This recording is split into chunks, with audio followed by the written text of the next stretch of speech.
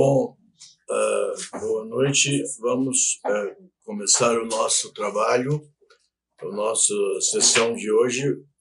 Nós vamos abordar no Como Não Compreender Lacan, o discurso analítico e o escrito.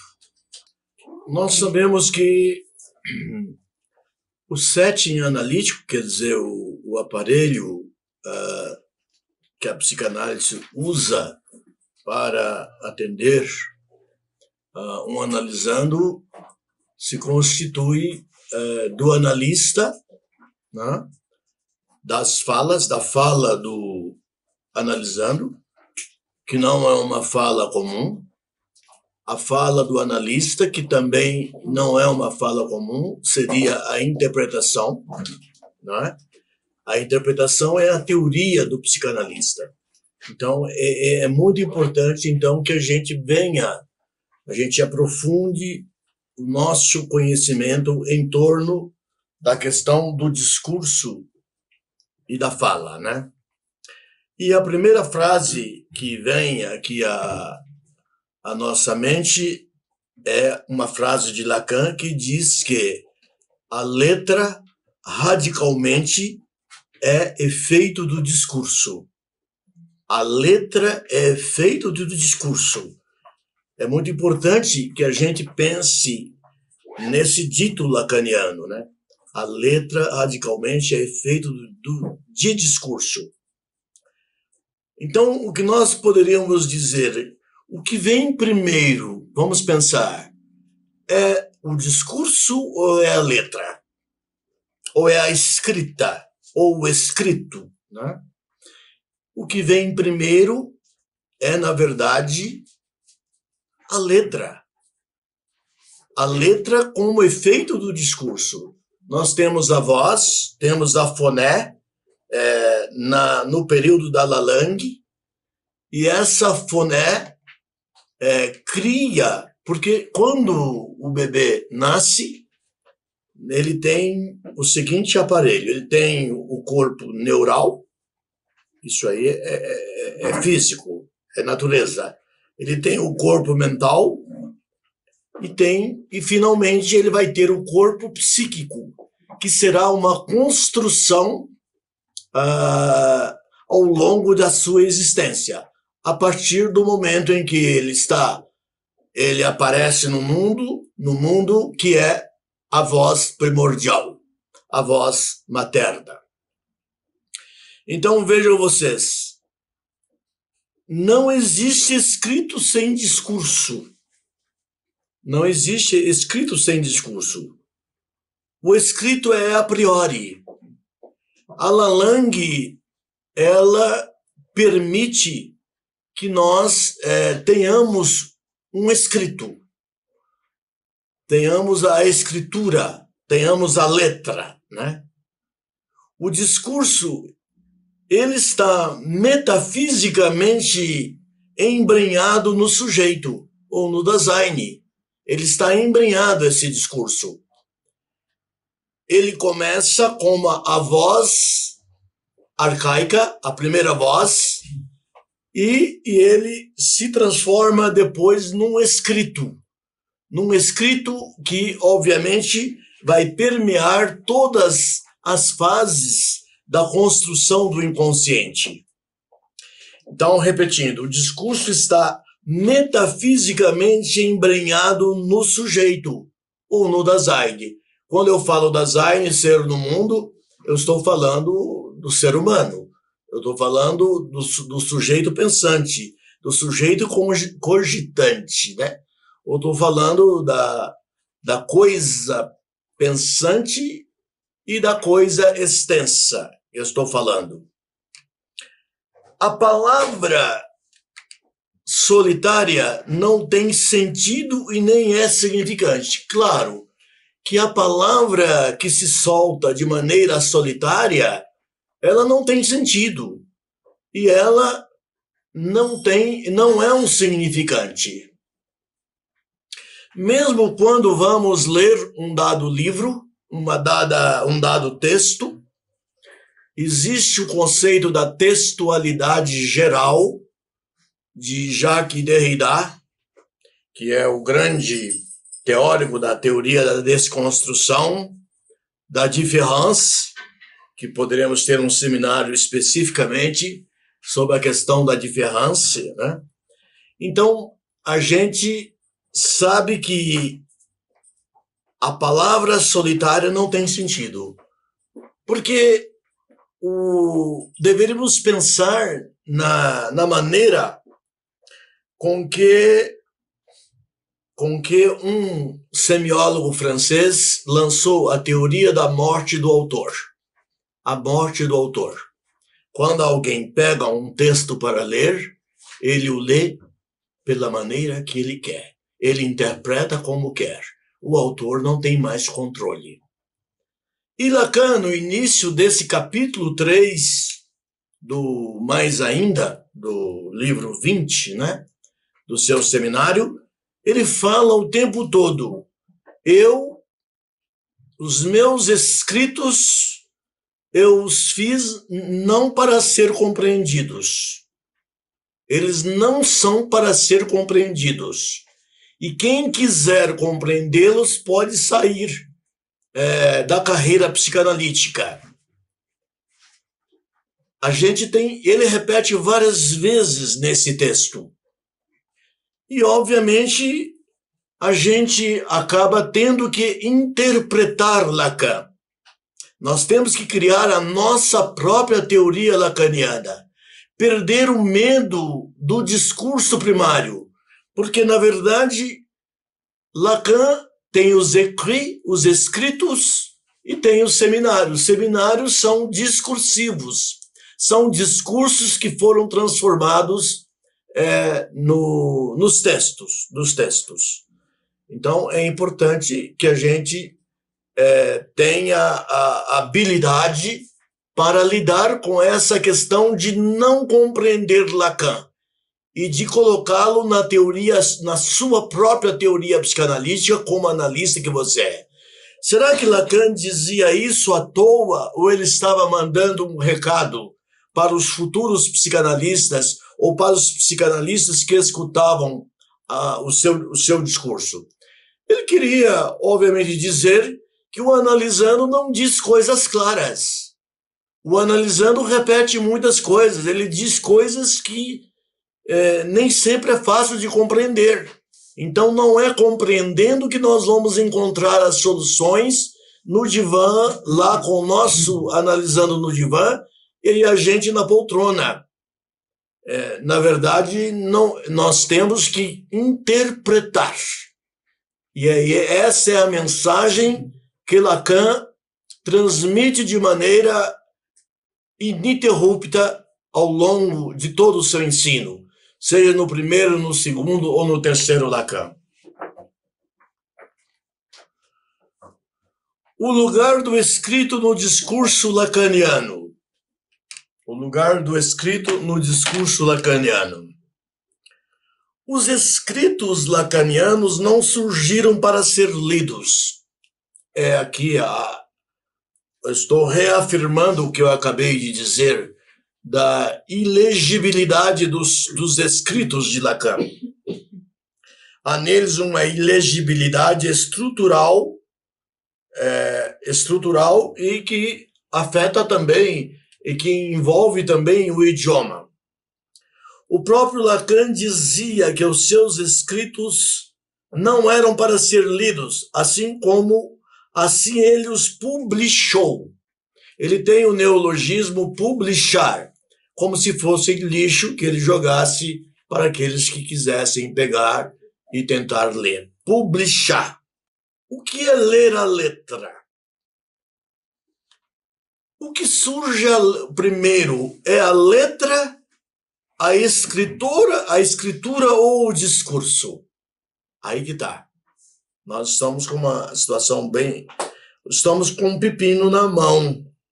É a letra que surge primeiro na estrutura do sujeito ou é o discurso que surge primeiro na estrutura do sujeito? Segundo, quando nós escrevemos um texto, quando estamos a escrever um texto, é o discurso que está sendo escrito ou há uma letra que orienta o discurso e o discurso passa pela nossa mente e ele vira o texto. Há uma letra arcaica que Jacques Derrida chama de arquitraço ou arquiescritura. Arcaico, antigo, primário, originário, né? Arquitraço ou arquiescritura. Isso é alguma coisa que está no nível da Lalang, no nível da Lalang. Essa questão do arquitraço e da escritura, que é o que permite que nós consigamos aprender um idioma. Que a gente escreva, porque nós temos esse traço arcaico que permite que a escritura aconteça. Que nós tenhamos propensão para a escritura, propensão para o texto, propensão para a textualidade geral. Essa é uma terminologia de Derrida em torno da questão da sua teoria da desconstrução. A letra, o que é? É o prolongamento da voz, aquela voz originária, arcaica, e da escrita originárias. Então nós temos a voz e uma escrita originária. Sabemos que a voz é o significante criador de mundo. Quando eu falo mundo, aqui eu não estou falando no cosmos, no mundo material. Eu estou falando no mundo da linguagem. Então veja, sabemos que a voz, a primeira voz, é a voz materna. É o significante criador de mundo para o sujeito que virá. Para o sujeito vindouro. O escrito e a fala, fonocentrismo. Foné, né, em grego, é fala. O escrito e a fala são reverberações da Lalang. Porque nós só temos potencial de ter a voz e a escrita se tivermos a estrutura da Lalang, criando uma estrutura também do sujeito. Se não tivermos isso, a questão da foné não aparecerá. A questão da letra não aparecerá. A foné não aparecerá. Então vejam vocês, o escrito e a fala são reverberações da Lalang. Veja que nos nossos estudos, que nós partimos a respeito da questão da Lalang, onde nós trabalhamos com aquele texto de Lacan, que é o último do livro 20, o Rato no Labirinto, né? Nós estamos aqui avançando o conhecimento da Lalang e a importância da Lalang na clínica psicanalítica, no dia a dia da psicanálise.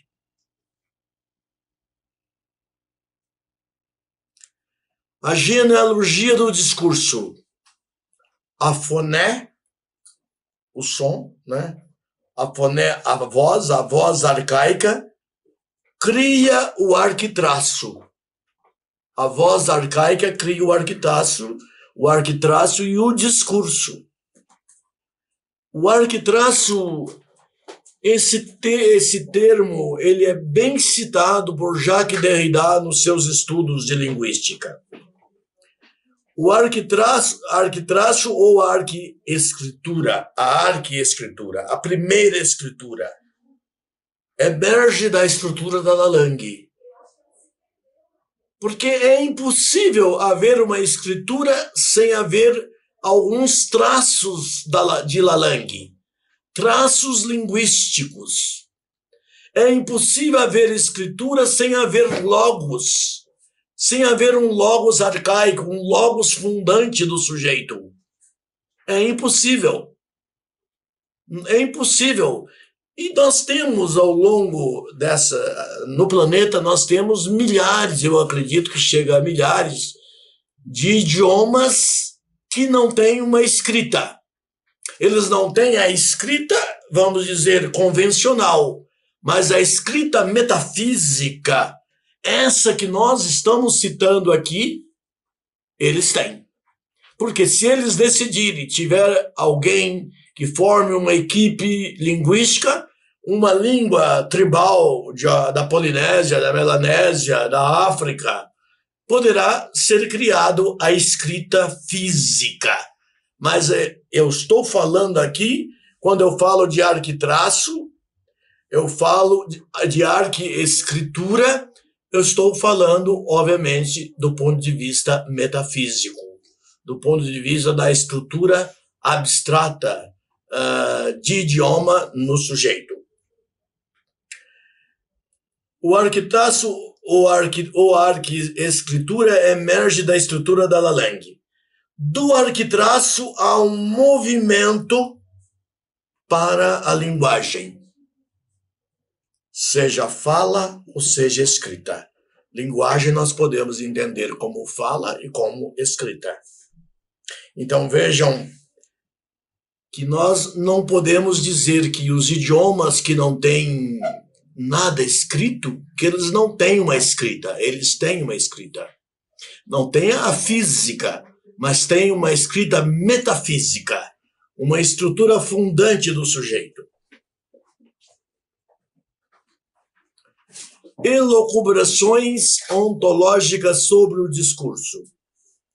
Só o ser Dasein, o ser no mundo, né? Todo mundo se recorda, pelo menos sinteticamente, da teoria do Dasein de Heidegger, né? Só o ser Dasein tem o cogito ergo sum. O cogito ergo sum. Só o Dasein tem o cogito logo sou. O Dasein que nós poderíamos relembrá-lo e sintetizá-lo de maneira, eu diria, prática, né? O Dasein tem uma trilogia básica, a teoria do Dasein heideggeriano, o segundo, depois de Søren Kierkegaard, o segundo mais importante filósofo do existencialismo, né? Então, veja, o Dasein, o primeiro elemento é a facticidade, Fakticität em alemão, que é o ser lançado no mundo, o ser lançado para a morte. Facticidade, aquilo que não pode ser mudado no Dasein. O segundo elemento do Dasein seria a existencialidade, a existencialidade, que no início está alienada ao grande outro, do ponto de vista psicanalítico, ao grande outro materno, fundadora da Lalang. Essa mãe e esse bebê são fundadores da Lalang, né? Então vejam vocês, o sujeito começa por aí e chega a um ponto em que o sujeito passa a administrar a sua própria existência mais tardiamente, talvez a partir da adolescência, né? Da adolescência que o sujeito adquire uma autonomia ou uma espécie de autogoverno. E o último é a decadência. Decadência, como é que nós podemos entender o Dasein, a decadência no Dasein? Decadência não no sentido negativo, a palavra decadência. Decadere, cair no mundo do falatório do mundo. Cair no falatório do mundo. Na linguagem cotidiana, vulgar, pode ser. Nós podemos entender a decadência dessa forma.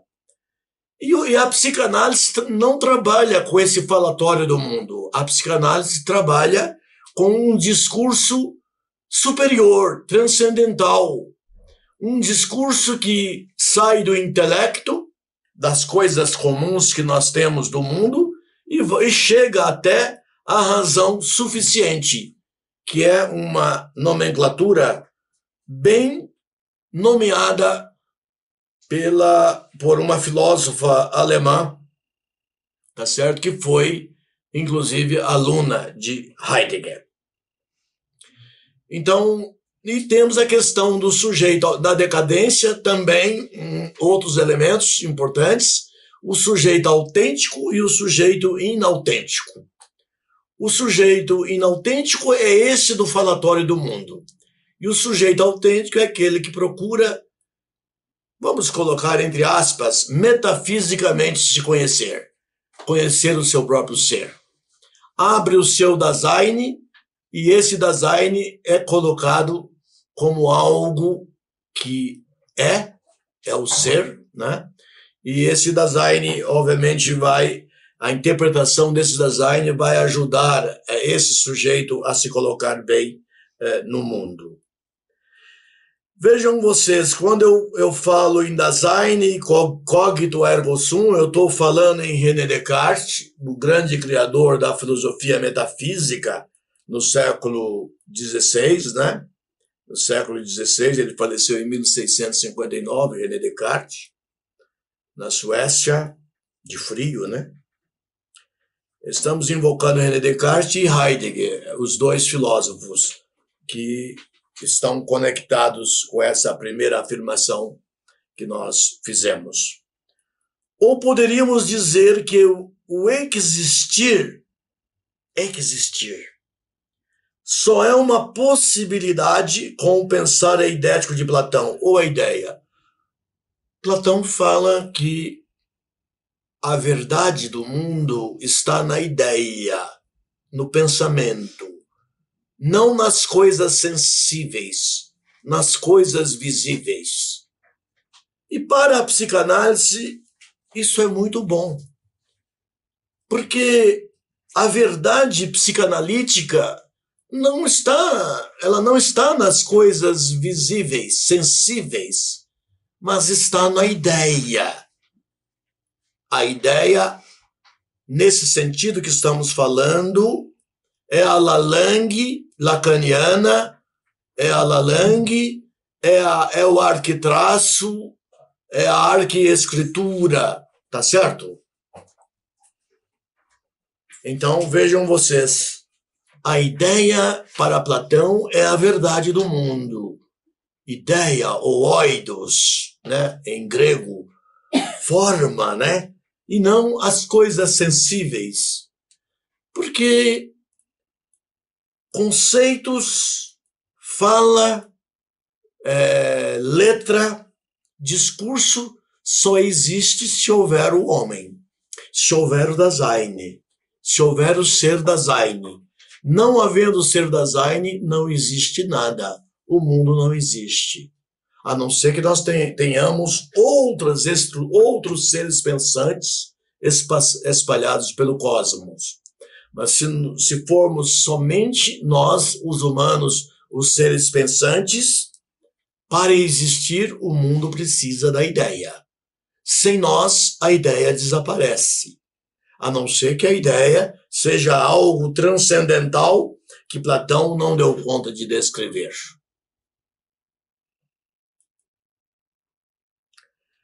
O que é que o psicanalista escuta?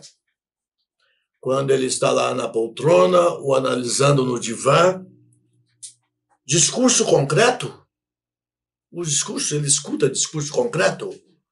Palavras? Falatório do mundo? Pode ser. O discurso concreto, ele pode estar misturado com o discurso do inconsciente, do sujeito do inconsciente. Pode haver uma mistura. Uma palavra isolada não tem nenhum sentido.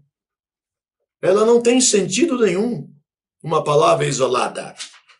Falatório do mundo, esse termo é heideggeriano, né? Falatório do mundo. Eu já citei nesse seminário. Analisando os que deitam no divã, ou que ficam no tratamento inaugural, ou nas entrevistas preliminares, dentro do falatório do mundo. Ele não sai do falatório do mundo, né? Vai demorar, às vezes, para que ele consiga entrar no mundo metafísico, no mundo da ideia platônica, no mundo do arquitrácio, no mundo da arquiescritura, ou do discurso arcaico, né? e também no discurso filosófico, por que não? Eu entendo que o analista é aquele que busca uma gama ampla de conhecimentos, inclusive a filosofia ajuda muito na psicanálise, né? A filosofia, que os gregos diziam que a única maneira de adquirir a filosofia seria estar em uma boa convivência com o deus Eros, né? A maneira de adquirir a filosofia. Então vejam vocês. Agora, o discurso concreto sozinho não é o inconsciente. Agora, existe alguma coisa que pode estar mesclada do inconsciente no discurso concreto. Aí eu coloco aqui nada disso, eu dou uma resposta negativa para mostrar que não é bem o discurso concreto, o discurso, o discurso do inconsciente. Nada disso. O analista, em sua escuta no set analítico, escuta o que não existe do mundo vulgar, no mundo sensível, no mundo vulgar, nesse mundo do dia a dia, que não se pensa no ser, não se pensa no Dasein, não se pensa no sujeito. Escuta a escrita que vira fala. O analista escuta a escrita que vira fala. Mas quando eu falo aqui de escrita, é escrita metafísica. A escrita fundada pela Lalang, que é o idioma falado entre a mãe e o bebê do nascimento até os 6 meses de idade. Isto é um fenômeno que só acontece no processo analítico e em nenhum outro lugar. Então, eu estou falando em escrita metafísica e escrita concreta. O traço sensível, né? A redação, a letra sensível.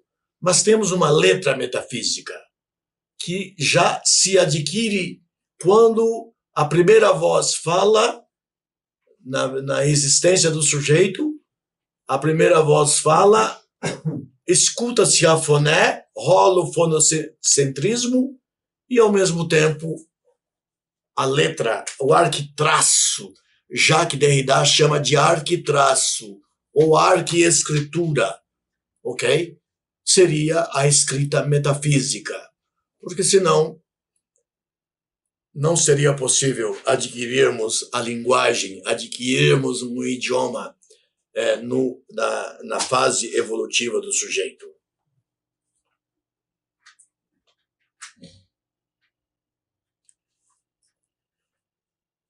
O conceito de discurso psicanalítico é estruturado pela Lalang, fundadora de sujeitos. Lalang, que em português é a língua, um A atrás da palavra língua. Mas a palavra língua fica parecendo que é a negação da língua, né? Então a gente prefere utilizar o termo Lalang, né? O termo criado por Lacan. Ele pegou o artigo lá, artigo definido, se uniu com Lang e criou esse idioma fundamental que rola até os 4, 6 meses na vida da criança e que é, na verdade, aquele que funda a voz, funda a foné, funda, como eu venho dizendo, a escrita metafísica, não a escrita desenhada, não a escrita física, sensorial. O discurso... perdão. Então vejam vocês que o conceito de discurso psicanalítico é estruturado, repetindo, pela Lalang, fundadora de sujeitos. É um tipo de Sorge heideggeriano. Sorge em alemão quer dizer cuidado. A psicanálise é um cuidado. É um Sorge. É um tipo de Sorge heideggeriano de cuidado que está fora da tagarelice do mundo. Está fora da tagarelice do mundo. A gente falou do falatório do mundo ali atrás. Não é por aí. Não é? Não é por aí. Nós temos que subir dentro da escala discursiva, sair da tagarelice do mundo no processo analítico, chegar ao intelecto, que é um nível melhor, e chegar à chamada razão suficiente. Isso são intelecto e razão suficiente. Eu disse anteriormente e vou citar o nome dela, Hannah Arendt, a filósofa Hannah Arendt, que fala na razão transcendental, sublime, superior, que é importante para o processo analítico. Né?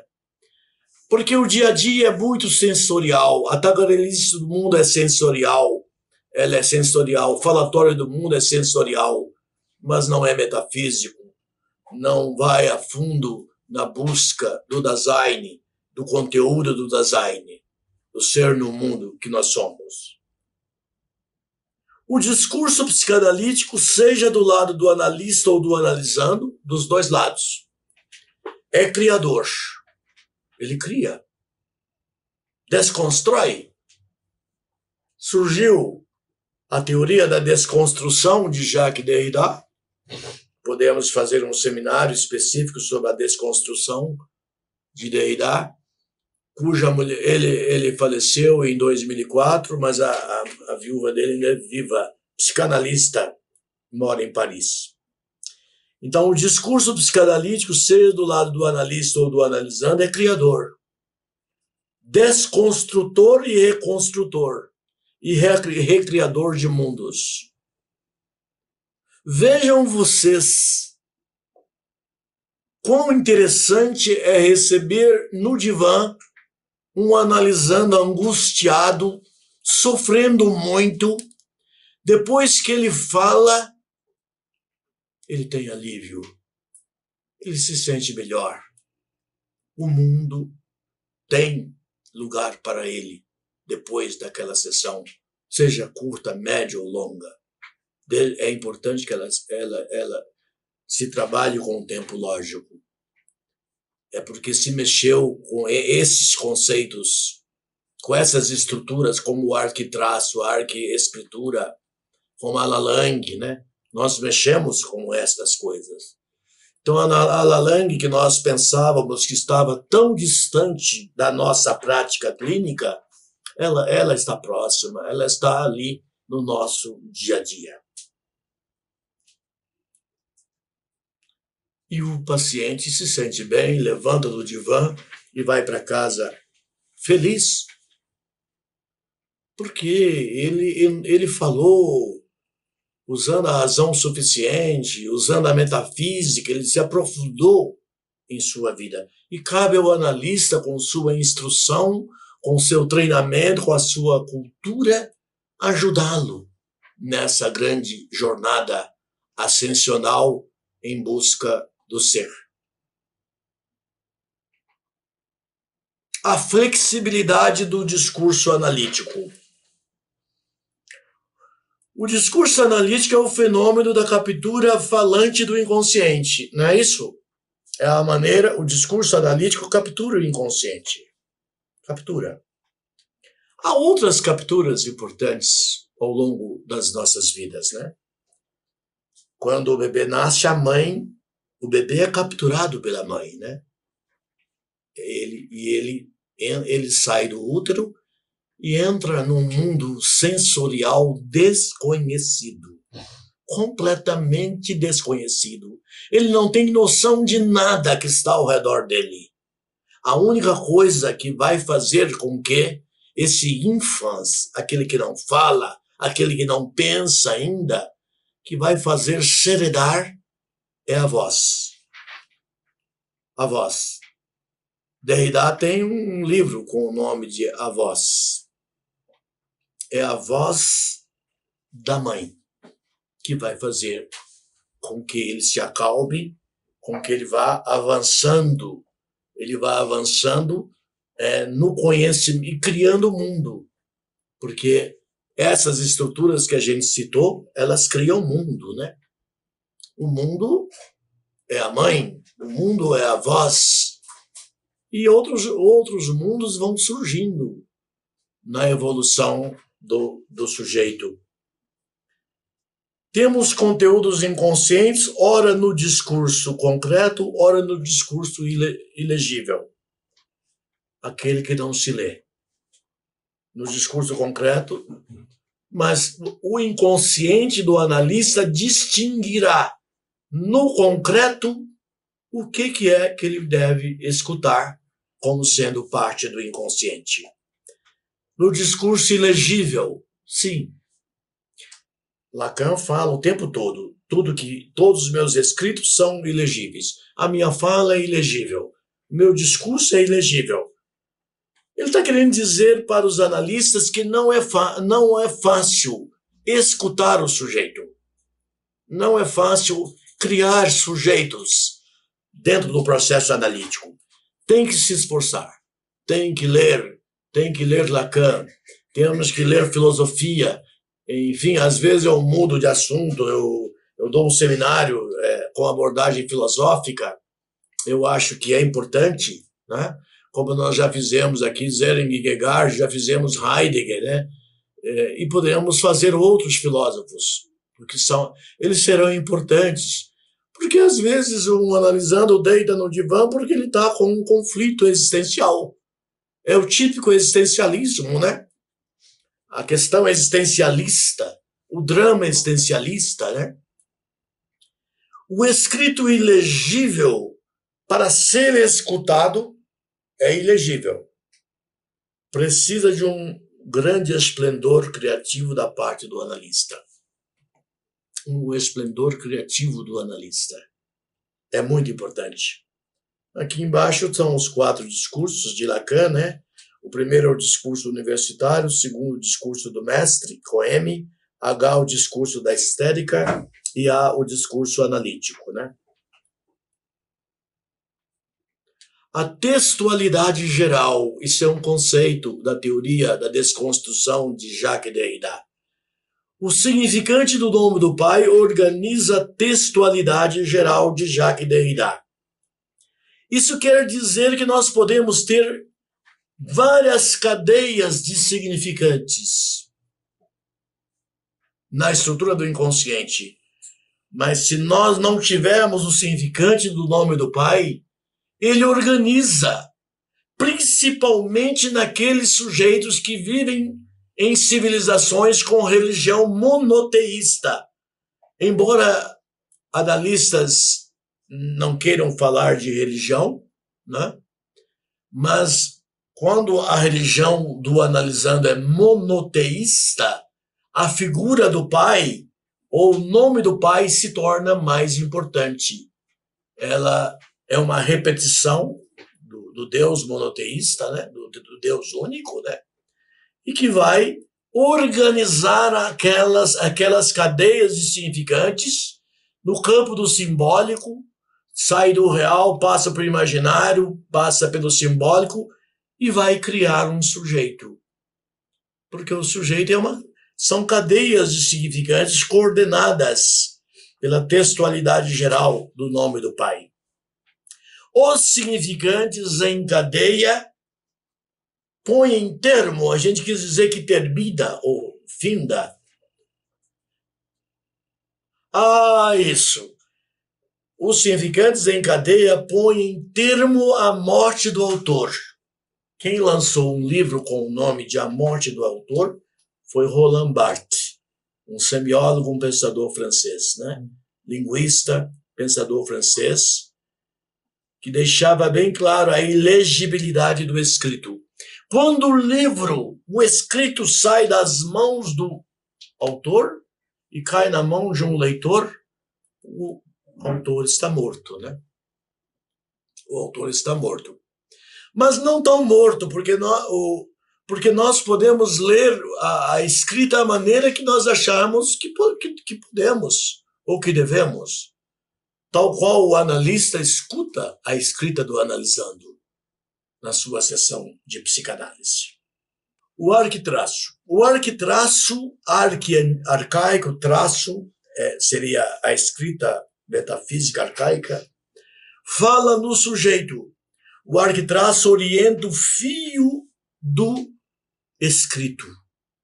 e do discurso como pensamento ordenado. Aí sim, nós temos um sujeito. Um sujeito. Não é essa alfabetização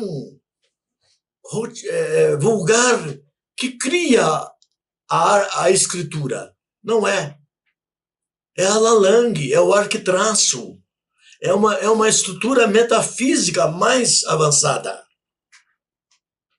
O arquitraço derivativo da Lalang, arquitraço, traço metafísico da escrita.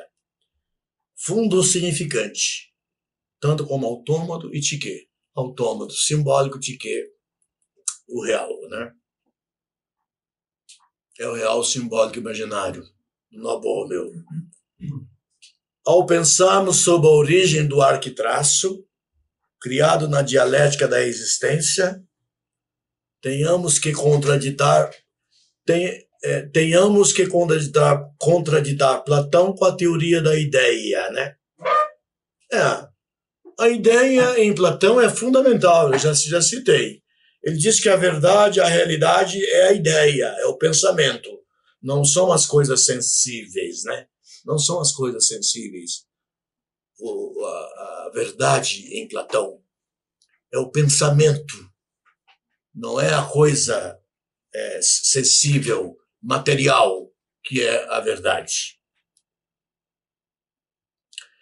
O inconsciente é o que se lê. Lacan diz que o inconsciente é o que se lê. A Lalang se lê, o arquitraço se lê, o escrito pensado também se lê. O escrito pensado também se lê. Né?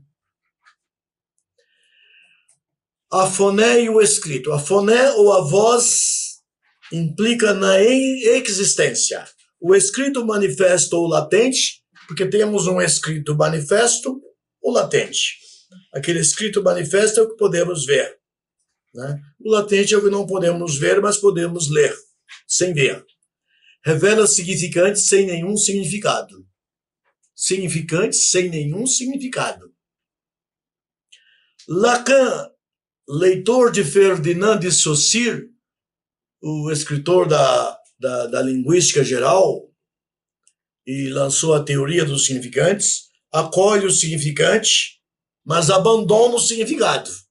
Ele aceita o S maiúsculo barra S minúsculo, mas ele abandona o significado.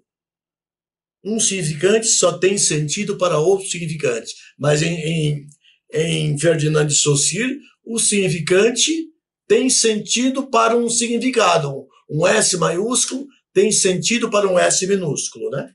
Tá aqui o significante 1. Agora em Lacan, não.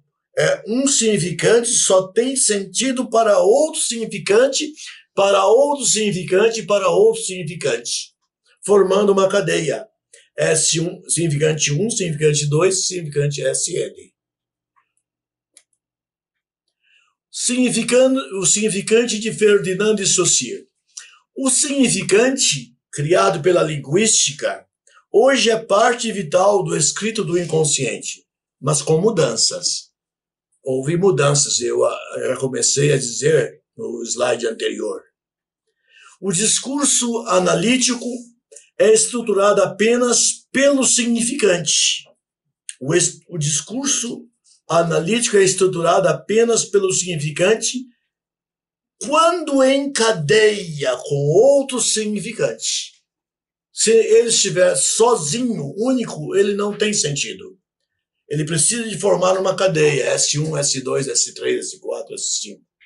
Então, uma cadeia de significantes pula na minha mente, no meu pensamento, nas minhas elucubrações de analista, na minha escuta, né? O significante que era de Saussure não é o que entrou na psicanálise. O que entrou é o significante lacaniano. É importante que a gente diga que foi o significante lacaniano que entrou na psicanálise. S maiúsculo sem o S minúsculo, sem a barra e o S minúsculo. Um significante só tem sentido para outro significante. O escrito e o discurso são efeitos da Lalande. A gente repete isso. Está quase terminando. E vamos agora a um texto original de Lacan. Lacan fala, né? Trata-se de saber o que, num discurso, se produz por efeito da escrita. Lacan pensa na escrita a priori ao discurso. É o que a gente vem falando. Tem algo a ver com o que nós falamos sobre o arquitraço metafísico, né? A arquescritura metafísica. Como vocês bem sabem, talvez, vocês sabem disso de algum modo se ler o que escrevo. O significante e o significado não é apenas que a linguística os tenha distinguido. Claro, o Ferdinand de Saussure deixou claro que era o significante, que era o significado, mas era uma coisa estática. A cada significante tinha um significado fixo. E não é bem assim. Uma palavra pode ter centenas de sentidos de acordo com a textualidade geral da palavra. A textualidade geral da palavra. Como vocês bem sabem, talvez vocês sabem disso de algum modo, se ler o que escrevo, o significante e o significado. Não é apenas que a linguística os tenha distinguido. Ferdinand de Saussure.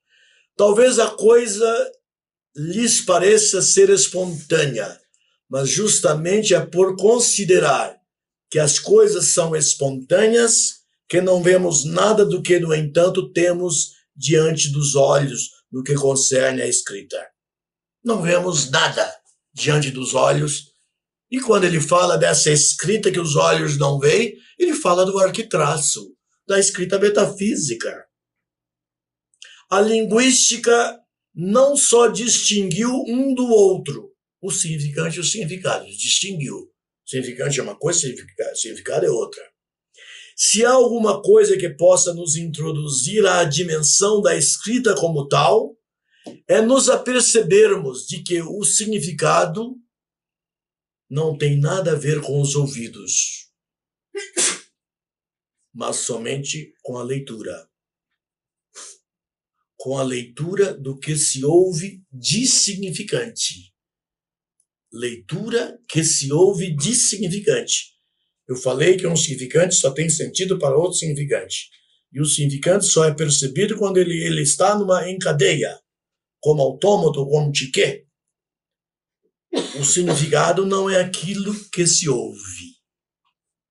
Veja que a gente ouve o significante e o significado não é aquilo que se ouve lá no setting de psicanálise.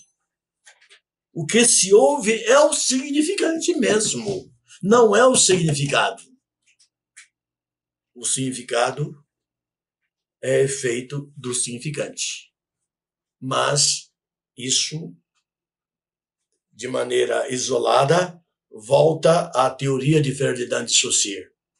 Então, eu escreveria, é que nós tiramos o texto do contexto do seminário de Lacan, e obviamente que ele iria dizer mais coisas lá na frente, que o significado é feito do significante, mas não de um significante, de uma cadeia de significantes que o analista captura, que o analista escuta, ok?